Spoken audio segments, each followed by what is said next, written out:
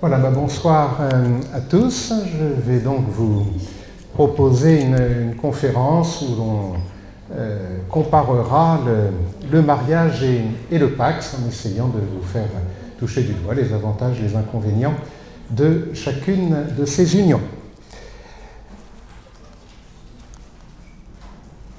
Voilà, le Pacs est jeune. Le Pacs est jeune, il est né en 1999. Il est tout juste majeur et ne fêtera ses 20 ans que l'an prochain. Le mariage, lui, de son côté, existe depuis toujours. Et pourtant, le Pacs, c'est un peu comme le téléphone portable. On oublie qu'on a pu vivre sans. Et la question du choix entre le mariage et le Pacs paraît effectivement aujourd'hui incontournable. Le Pacs, on peut dire que c'est une loi de gauche. Elle a été créée sous le gouvernement Jospin, elle a été portée par Élisabeth Guigou, qui était alors garde des Sceaux, mais en période de cohabitation sous la présidence de Jacques Chirac. Une loi à l'origine à l'attention des homosexuels, à qui le mariage était alors interdit. Une loi qui, à ce titre, a vu le jour dans un contexte d'une rare tension, avec des manifestations importantes dans la rue, et des débats assez virulents à l'Assemblée nationale. Une tension aussi vive, voire plus vive, qu'en 2013, au moment de la loi sur le mariage pour tous. Le Pacs était donc à l'origine pour les homosexuels, et puis peu à peu, on a assisté à son appropriation par l'ensemble de la population.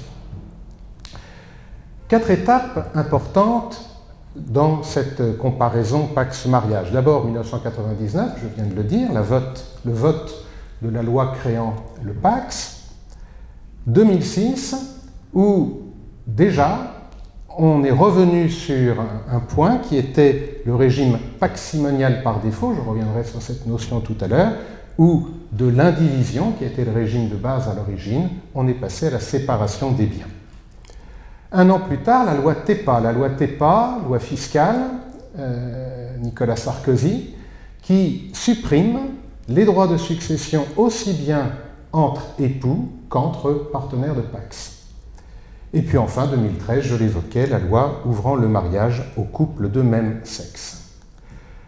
Quelques données statistiques pour voir les choses.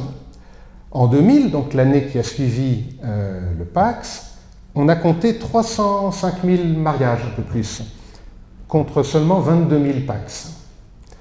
En 2016, c'est la dernière année pour laquelle on ait des chiffres, on est passé de 232 000 mariages pour à peu près 192 000 ou 191 500 Pacs. Donc on constate effectivement une décroissance du nombre des mariages, mais qui n'est pas égale à l'augmentation du nombre des Pacs. Le Pacs n'a pas remplacé le mariage, mais il est à l'origine, on va dire, de l'augmentation de ce qu'on pourrait appeler les unions formalisées, par opposition au simple concubinage. Puisqu'en 2000, en tout, il y a eu 237 500 unions conclues, contre 424 000 en 2016.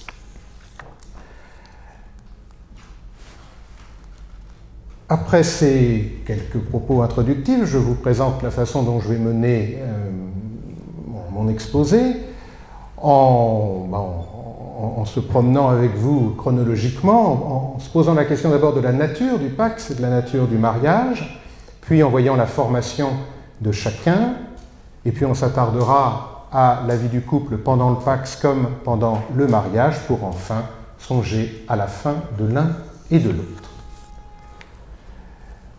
Nature du mariage et nature du Pacs. Bien même si certains veulent voir le mariage comme un simple contrat, on peut cependant continuer à dire qu'il est une institution. Le Pacs, lui, est uniquement un contrat. On trouve d'ailleurs une définition du Pacs dans le Code civil, mais pas de définition du mariage. On n'a pas besoin de définir une institution. Là où le Pacs est défini à l'article 515.1 de la façon suivante: un pacte civil de solidarité est un contrat conclu par deux personnes physiques majeures, de sexe différent ou de même sexe, pour organiser leur vie commune. Alors des différences essentielles peuvent être relevées. Le mariage crée une famille, là où le pax organise la vie d'un couple. La première finalité du mariage demeure de concevoir et d'élever des enfants, et ce même en 2018, à une époque où à peu près 60% des naissances ont lieu en dehors du mariage. D'ailleurs, du mariage découle la présomption de paternité. Le mari de la femme qui accouche est présumé le père de l'enfant sans avoir à le reconnaître. En revanche, aucune présomption de paternité n'existe entre partenaires. Le père pacsé doit reconnaître son enfant comme un simple concubin doit le faire. Et même sans enfant, le couple pacsé est, à lui seul, une famille aux yeux du Code civil, contrairement au couple pacsé, comme on le verra tout à l'heure au regard de la vente du domicile principal. Le mariage crée un lien juridique d'alliance. La famille de son conjoint est sa belle famille, alors que la famille de son partenaire n'est pas sa belle famille, même si dans le langage courant on peut parler quand même de sa belle-mère ou de son beau-père.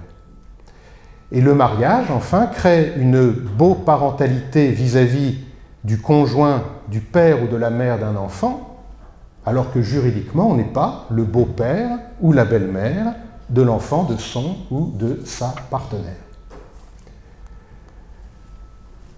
La formation maintenant de l'une et l'autre de ces unions. Qui peut se marier? Qui peut se paxer? Depuis 2013, la réponse est assez semblable. Le pax et le mariage sont ouverts à tous les couples. On avait hésité en 1999 à limiter le pax aux seuls couples homosexuels, ceux qui n'avaient pas accès au mariage. Mais le gouvernement de l'époque y avait renoncé pour éviter d'être taxé de créer un mariage homosexuel. On ne peut pas se marier et on ne peut pas se paxer en famille. On ne peut pas se marier ou se paxer avec son père, son grand-père, son frère, sa sœur, son neveu, sa nièce. De la même façon que la bigamie est interdite, on ne peut pas se paxer avec une personne qui est déjà paxée. On ne peut pas être à la fois paxé et marié. On ne peut pas se paxer avec une personne mariée, mais on peut se marier avec une personne elle-même paxée avec une autre personne. Le pax se trouve alors dissous le jour du mariage. Pour utiliser une image, on peut dire qu'au jeu du feuille, pierre, ciseaux, le mariage l'emporte sur le pax. De même, quand un couple paxé se marie ensemble, le pax est automatiquement dissous le jour du mariage. Et c'est d'ailleurs là une cause courante de la fin des pax, de la dissolution du pax. 40% environ des pax sont dissous parce que le couple décide de se marier. Et on voit bien là que le pax constitue pour beaucoup une étape vers le mariage, une période d'essai ou des fiançailles modernes, si l'on préfère une vision plus romantique. La célébration du mariage, la conclusion du pax. Le mariage reste empreint d'une certaine solennité. C'est un acte social. Il y a une cérémonie publique à la mairie, en présence de témoins, qui est précédée de la publication des bans. Si le couple qui va se marier souhaite établir un contrat de mariage, celui-ci est obligatoirement passé avant le mariage et devant un notaire, qui est un officier public. Et dans la classification des actes notariés, le contrat de mariage répond à celle assez rare d'actes solennels. Le jour du mariage, il est établi un acte de mariage à la mairie et le maire remet immédiatement aux époux un livret de famille. Enfin, et cela témoigne également de l'importance sociale du mariage, le mariage est souvent l'occasion d'une grande fête réunissant famille et amis, car malgré la crise du mariage, l'industrie du mariage est en excellente santé. depuis l'organisation des enterrements de vie de jeunes filles ou de garçons, jusqu'à la surenchère de moyens à laquelle on assiste pour organiser la cérémonie digne des attentes que l'on a d'un grand mariage. D'ailleurs, beaucoup de couples, du reste, retardent la célébration du mariage faute de moyens et se rabattent sur le Pacs en attendant. Comparé au mariage, le Pacs, lui, c'est un acte signé entre les deux partenaires, sans témoin, qui peut prendre la forme d'une convention sous seing privé, enregistrée non plus au tribunal d'instance comme auparavant, mais en mairie, depuis novembre 2017. Les tribunaux, avant 2017, étaient tellement engorgés qu'il fallait parfois attendre plusieurs mois pour obtenir un enregistrement de Pacs, d'où le transfert de cette mission vers les mairies. En 1999, petit retour en arrière, on avait déjà songé à un enregistrement en mairie plutôt qu'au tribunal, mais l'Association des maires de France s'y était opposée pour éviter de nouveau de créer une confusion symbolique entre le mariage et le Pacs et de faire du Pacs, bien qu'également hétérosexuel, une sorte de mariage homosexuel. À l'issue de l'enregistrement de leur Pacs sous seing privé à la mairie, l'employé municipal remet au couple non pas un livret de famille, mais un simple récépissé de leur déclaration de Pacs. Un Pacs qui peut aussi, et cela ne se sait pas assez, mais dans ce lieu, je me dois de le dire, un Pacs qui peut aussi prendre la forme d'un acte notarié, enregistré par le notaire sur un registre du nom de Pacsène, qui a été mis au point par la profession. Les avantages d'un Pacs notarié sont nombreux. Tout d'abord, il y a le conseil en amont.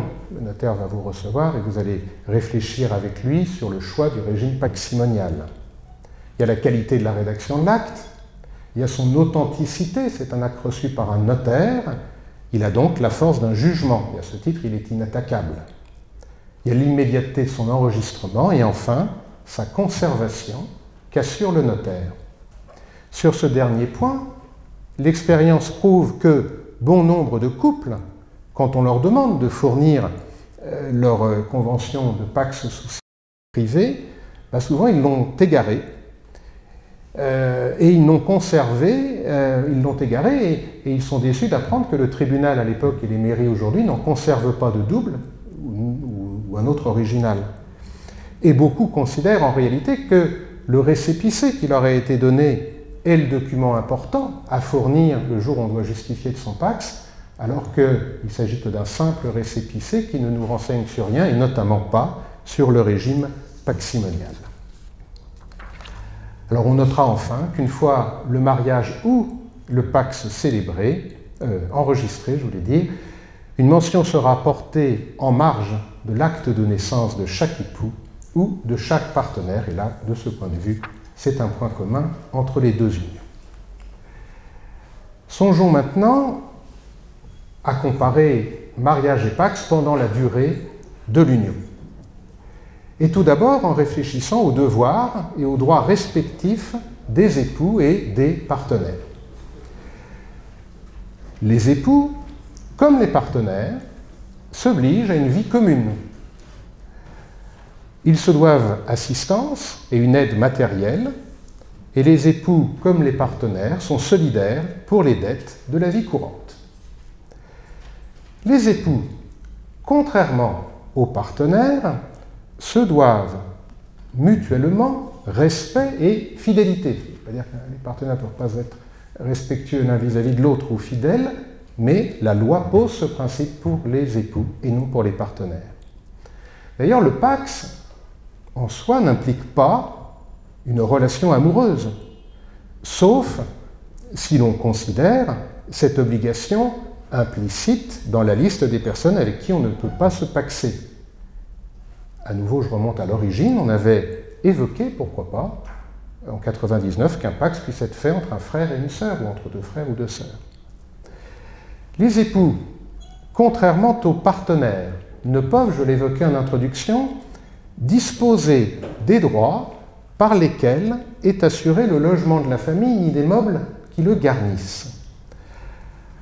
Précisément, le cas de figure est le suivant. Vous avez un couple et l'un des deux est l'unique propriétaire du domicile.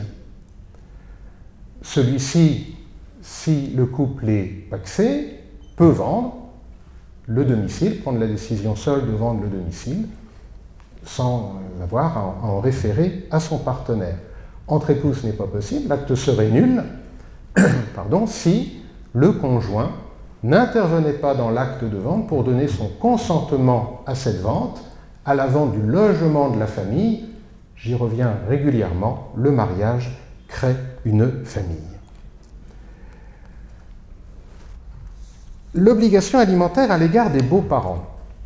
On sait que les enfants doivent des aliments à leur père et mère et autres ascendants qui sont dans le besoin, mais on connaît moins les dispositions de l'article 206 du Code civil. Que dit-il?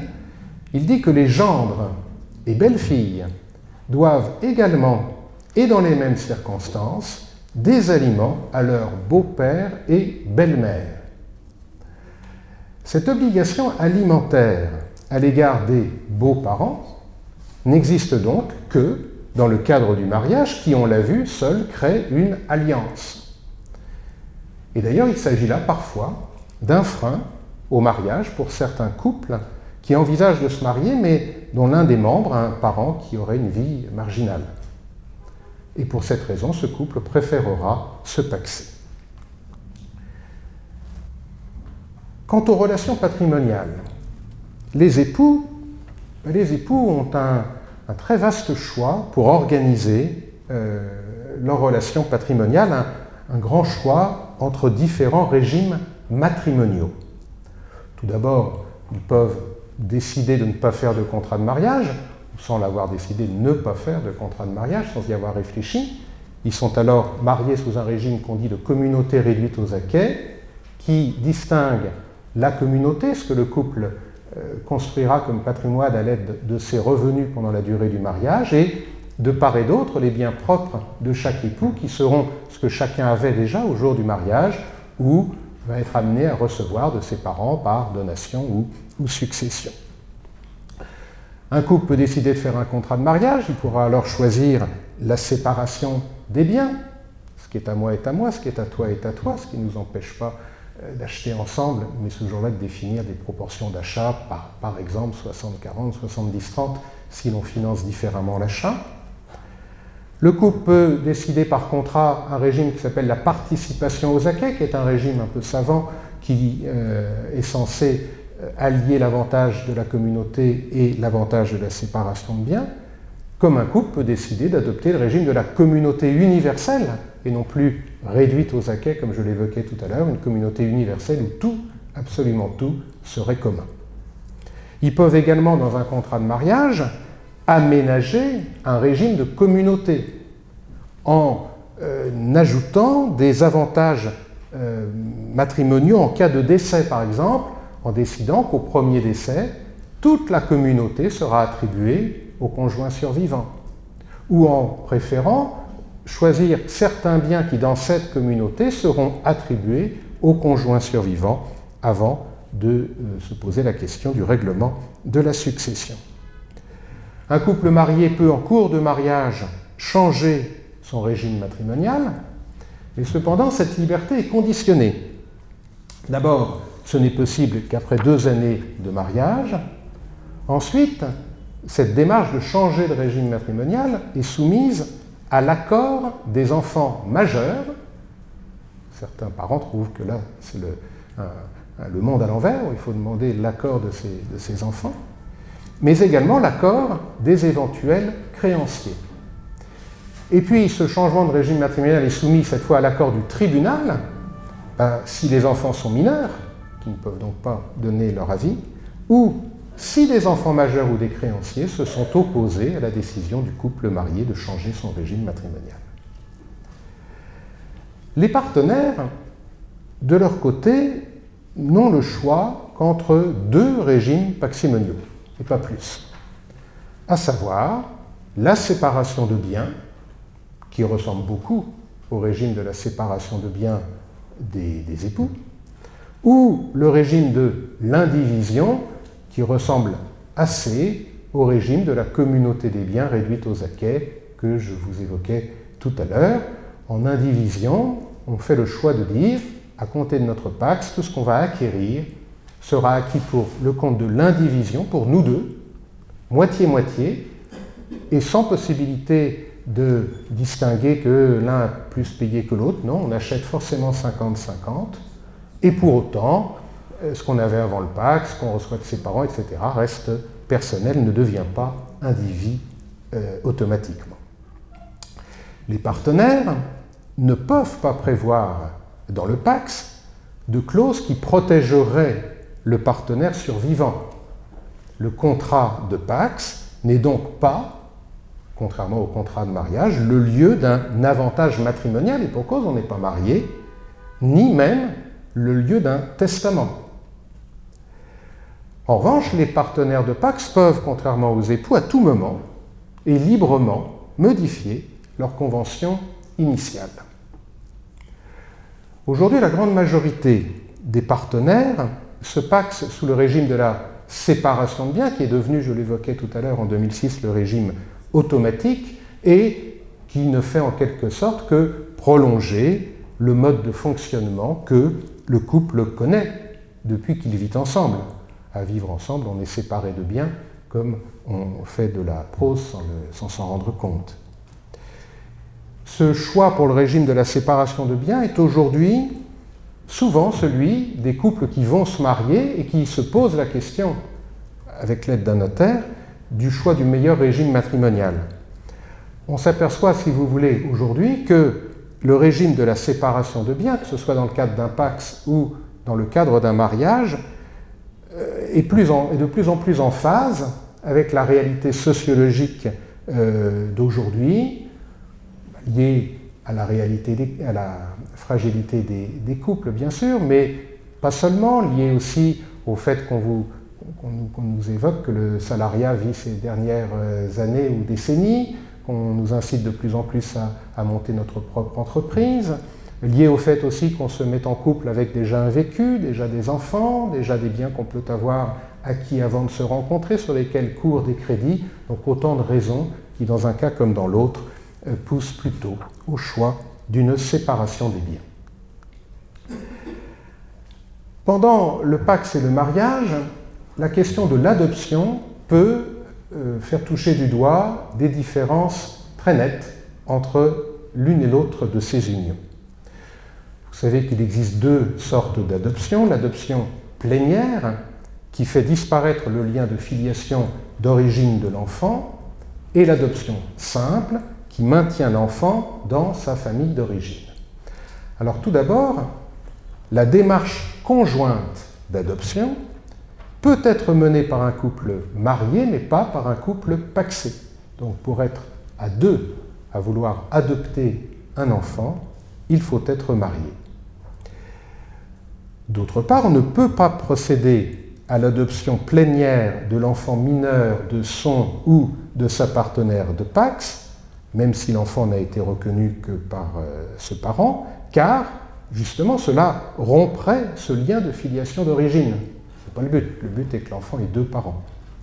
Mais on peut procéder à l'adoption plénière de l'enfant mineur de son époux ou de son épouse, s'il n'a qu'une seule filiation d'établi, ce qui explique le combat des couples de femmes homosexuelles pour obtenir le mariage pour tous.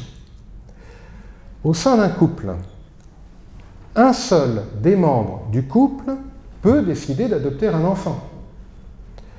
Mais si le couple est marié, là il faudra que celui qui veut adopter un enfant, lui tout seul, obtienne l'autorisation de son conjoint. Ce n'est pas le cas pour le partenaire de pax. L'adoption simple maintenant, l'adoption simple de l'enfant mineur de son ou sa partenaire de pax présente un inconvénient, c'est qu'il fait perdre l'autorité parentale à celui-ci, donc le partenaire ou la partenaire de pax, et également à l'autre parent.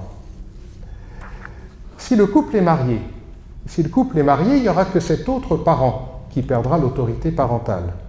Cependant, comme il faut obtenir son accord, ces adoptions simples d'enfants mineurs même de son conjoint, sont en pratique évidemment très rares. Alors sont en revanche très courantes les adoptions simples de personnes majeures, et ce dans une perspective successorale, une famille harmonieusement recomposée où un beau-père veut adopter en la forme simple les enfants qui ont pourtant une trentaine d'années de son épouse par exemple. Or, cette adoption simple qui donc va créer un droit pour l'enfant adopté d'hériter de son parent adoptif bénéficiera d'un avantage fiscal au moment de la succession uniquement si le couple est marié.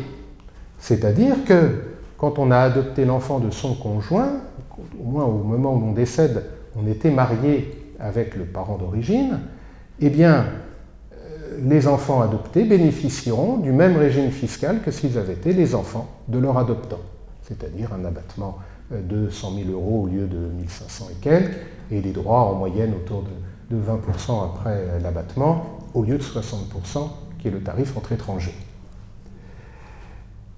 En revanche, si on adopte en la forme simple l'enfant de son ou de sa partenaire, civilement, il n'y aura pas de souci, l'enfant héritera de son père ou de sa mère adoptive, mais sera taxé au tarif entre étrangers de 60% que j'évoquais à l'instant, alors sauf à une condition, que l'on puisse démontrer que l'enfant qui a été adopté a effectivement été élevé par le parent adoptif.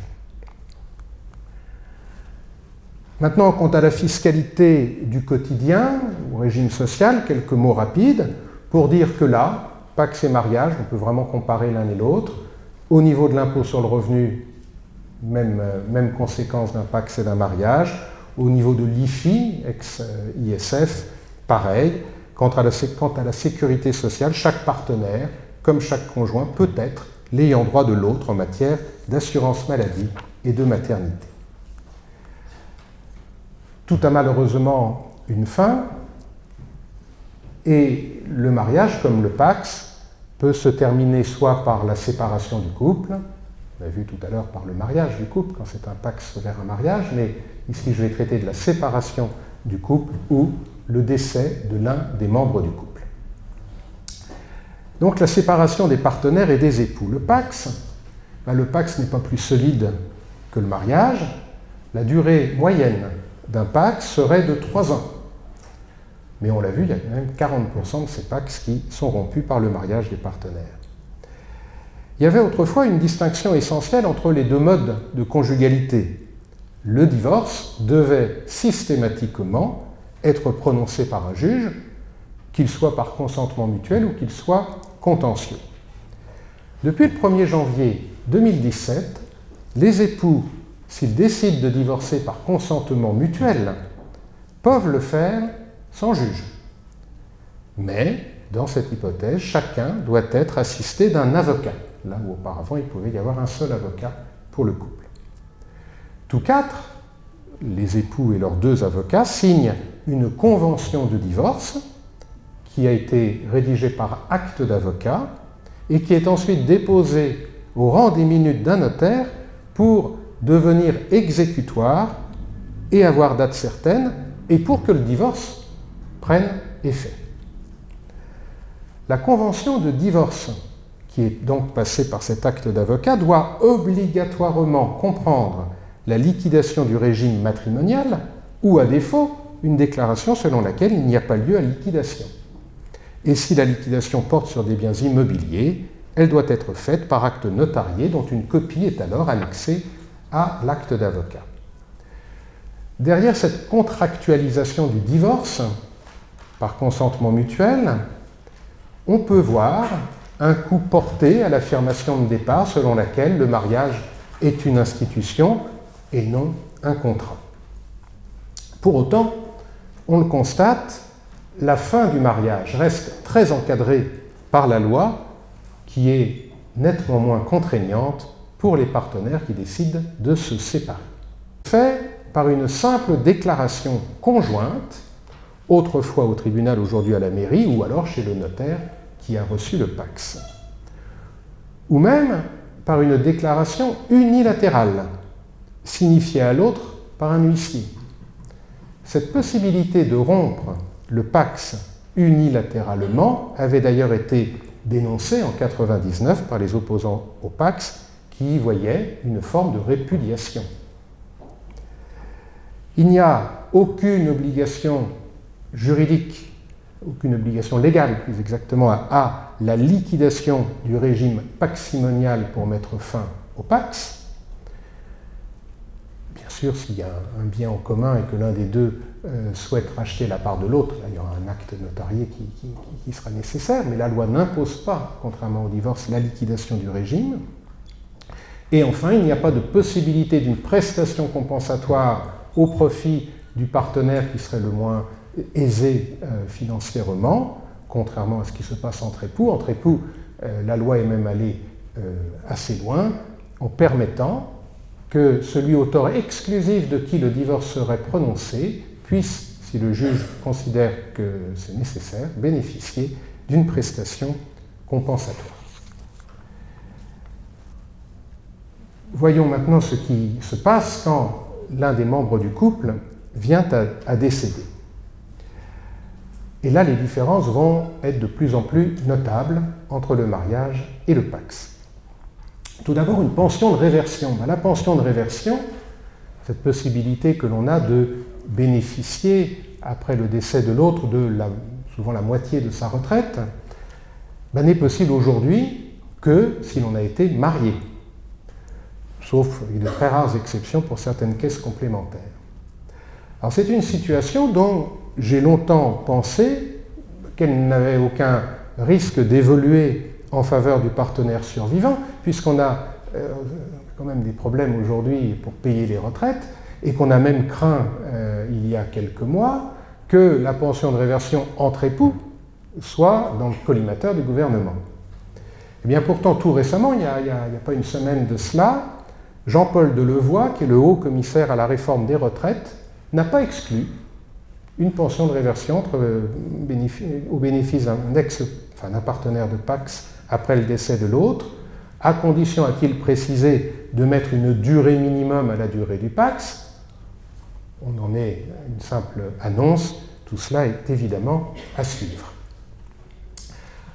Alors en matière de succession, si l'on voit les choses sous l'angle du Code des impôts, aucune différence entre le mariage et le pax, puisque, on l'a dit, en 2007, on a supprimé en même temps, dans le même geste, les droits de succession entre époux et les droits de succession entre partenaires. Donc fiscalement, aucune différence. C'est civilement que là, il y a des différences vraiment particulièrement notables. Tout d'abord, on n'hérite pas entre partenaires. Il n'y a aucune vocation héréditaire pour le partenaire survivant. Le seul avantage que la loi a prévu pour le partenaire survivant est la possibilité de rester au domicile pendant 1 an, le temps de se retourner.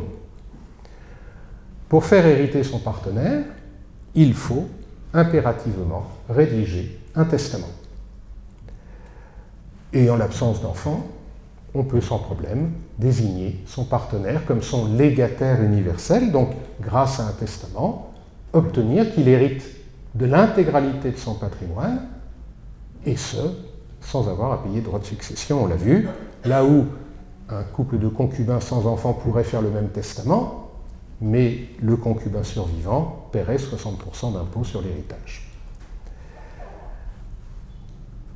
Entre époux, on hérite. On hérite entre époux le conjoint survivant et même le seul héritier quand il n'y a pas d'enfant ni parents. Et quand il n'y a pas d'enfant, ça va même presque plus loin, puisque le conjoint est devenu récemment un héritier réservataire, c'est-à-dire un héritier, s'il n'y a pas d'enfant, qu'on n'a pas le droit de déshériter entièrement, à qui la loi réserve une part de l'héritage, en l'occurrence 1/4 de la succession. Mais en réalité, c'est surtout en présence de descendants que là, on va vraiment voir l'avantage que le mariage a sur le pax. On peut dire tout simplement les choses. On ne peut pas signer de donation au dernier vivant entre partenaires de Pacs, pour une raison simple, les notaires, cet acte de donation au dernier vivant, les notaires l'appellent donation entre époux. Or, le cas de figure très courant dans la pratique, c'est d'avoir, pour un notaire, en face de lui un couple qui vient d'acheter son domicile, qui a des enfants, et puis qui se dit, maintenant qu'on a acheté notre bien, il va falloir qu'on se protège des enfants, on ne sait jamais. Or, se protéger des enfants, c'est simple, là on était simplement concubins, on va se paxer, on va se faire des testaments, et puis comme ça on sera protégé. Et là, le notaire, face à ce couple, assez rapidement, va leur démontrer que seul le mariage leur permettra cette protection, et ce, en raison de la réserve héréditaire, mais cette fois de la réserve héréditaire des enfants. Concrètement, la loi indique que les enfants ont une part qui leur est réservée au moment de la succession, donc ils ne peuvent pas être privés. La moitié de la succession pour un enfant unique, les 2/3 pour 2 enfants, 3/4 pour 3 enfants. Cette réserve héréditaire doit alors revenir aux enfants sans la moindre limitation. Ils doivent pouvoir hériter de leur part de réserve héréditaire sans la moindre restriction. Donc quand vous venez d'acheter votre appartement, vous êtes un jeune couple, souvent vous avez mis toutes vos économies dedans, vous avez le crédit, vous avez peut-être à côté encore un petit livret A, mais enfin c'est vraiment l'essentiel de votre patrimoine. Et votre idée est de dire, on vient d'acheter 50-50, on va se paxer, je vais faire un testament et je vais dire, mon partenaire aura sa vie durant la jouissance de ma part d'appartement, et les enfants ne seront pas déshérités, mais ils devront attendre plus tard le décès du deuxième parent pour prendre possession de leur héritage. C'est la notion d'usufruit. Le survivant aura l'usufruit, sa vie durant, du patrimoine. Eh bien, si votre part d'appartement représente à votre décès tout ce que vous possédiez, en ayant limité la possibilité pour les enfants d'avoir leur héritage en devant attendre le deuxième décès, vous ne respectez pas la réserve héréditaire. Vos 2 enfants, si vous avez 2 enfants, n'ont pas immédiatement les 2/3 de votre succession.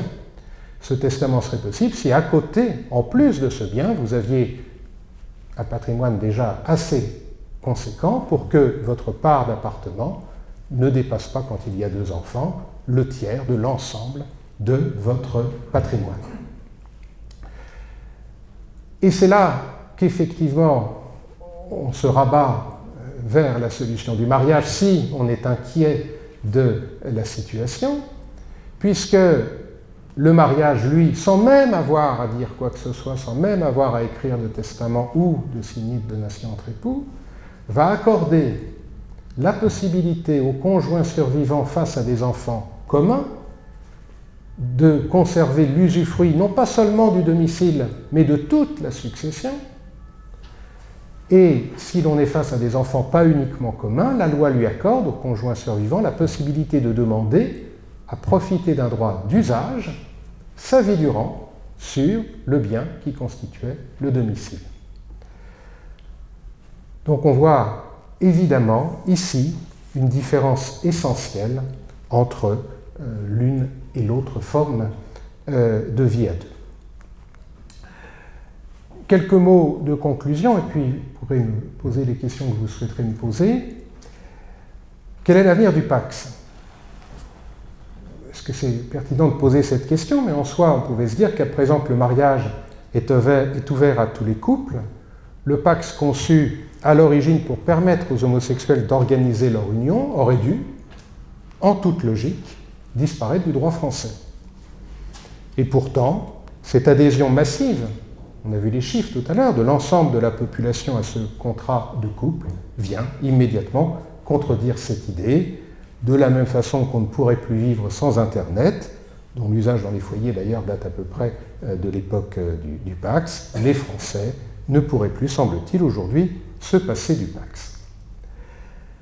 Dans tout ce qu'on a vu, on a pu quand même observer que l'enfant, la présence de l'enfant ou des enfants est au cœur du choix, que ce soit l'enfant désiré, celui que l'on souhaite pouvoir adopter, ou cet enfant redouté, cet héritier réservataire, dont cette réserve est bien plus importante face à un partenaire de Pacs que face à un conjoint. Mais le couple sans enfant qui vient consulter son notaire pour comparer le Pacs et le mariage, pourra souvent retenir la première solution, celle du Pacs, plus souple, plus moderne, et qui, assortie d'un testament, permettra de se protéger très bien en cas de décès, avec le petit bémol de la pension de réversion, mais souvent cette problématique n'est pas toujours essentielle pour le couple concerné, puisqu'on se paxe assez jeune, en moyenne, et l'idée de la pension de réversion paraît un petit peu encore lointaine. Finalement, c'est peut-être aussi le poids de la fiscalité successorale qui est à prendre en compte, parce que la suppression des droits de succession entre partenaires de Pacs ne risque-t-elle pas, un jour ou l'autre, d'être mise en cause? Si elle a été accordée en 2007 aux partenaires en même temps qu'aux époux, c'est parce que les partenaires, parce que le mariage, n'était pas ouvert aux homosexuels. Et c'était pour éviter que la France soit condamnée par la Cour des droits de l'homme pour discrimination. Alors, sans vouloir donner raison à l'avance au ministre des Finances qui déciderait un retour en arrière, il faut bien admettre que cette mesure, aujourd'hui, n'a plus sa raison d'être. Et si l'on rétablit les droits de succession entre partenaires, mais pas entre époux, le couple sans enfant que j'évoquais tout à l'heure sera alors convaincu, au moins dans une perspective successorale, que le mariage offre la meilleure protection. Les années qui ont suivi la loi TEPA votée en 2007 ont marqué une progression très nette du nombre des Pacs. On en avait compté 77 000 en 2006, contre 145 000 en 2008, et 205 000, c'est le record à battre, en 2010. L'effet inverse pourrait alors se produire, et le mariage, aujourd'hui en crise, retrouver du galon. Donc, si vous vous pacsez pour des raisons successorales et sans avoir d'enfants, surveillez éventuellement ce changement de règles fiscales. Fiscalement, donc, y compris en matière d'impôt sur le revenu, le Pacs est finalement désavantageux pour l'État par rapport à l'union libre. Avant la réforme du divorce, on pouvait observer que le Pacs participait à la déjudiciarisation. Les tribunaux sont engorgés. Or, les couples pacsés qui se séparaient ne contribuaient pas à cet engorgement. L'argument, on l'a vu, ne tient plus. On peut encore aujourd'hui considérer que le Pacs ne vient pas peser sur la question des retraites, mais la porte entrouverte par le haut-commissaire à la réforme des retraites pour une pension de réversion en faveur du partenaire survivant viendrait également contredire cette affirmation.